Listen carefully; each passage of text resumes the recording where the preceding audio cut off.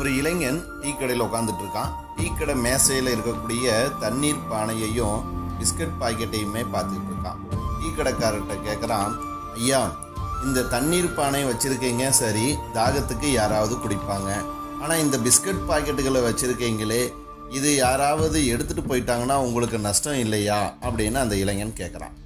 அதுக்கு அந்த டீ கடைக்காரர் சொல்கிறாரு, தம்பி, இந்த வழியாக வேலை முடிஞ்சு போகிறவங்க எல்லாரும் பெரிய பணக்காரங்கள்லாம் இல்லைப்பா. பல பேர் பசியோடு போவாங்க. இன்னும் சொல்லப்போனால் டீ குடிக்க கூட காசு இல்லாமல் போவாங்க.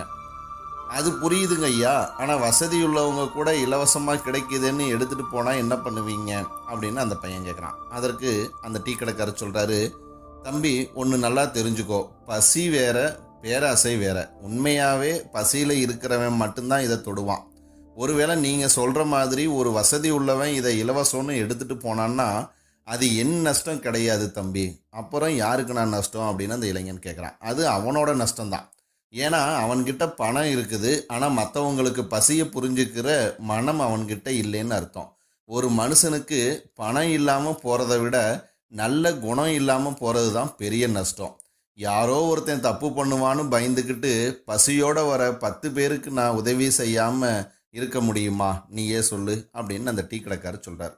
அதற்கு அந்த இளைஞன், மன்னிச்சிடுங்க ஐயா, நான் தான் தப்பாக யோசிச்சுட்டேன், உங்கள் மனசு ரொம்ப பெருசு அப்படின்னா. இதில் மன்னிப்பு என்ன தம்பி, நல்லது செய்கிறதுக்கு தைரியமும் ஒரு சின்ன நம்பிக்கையும் இருந்தால் போதும்.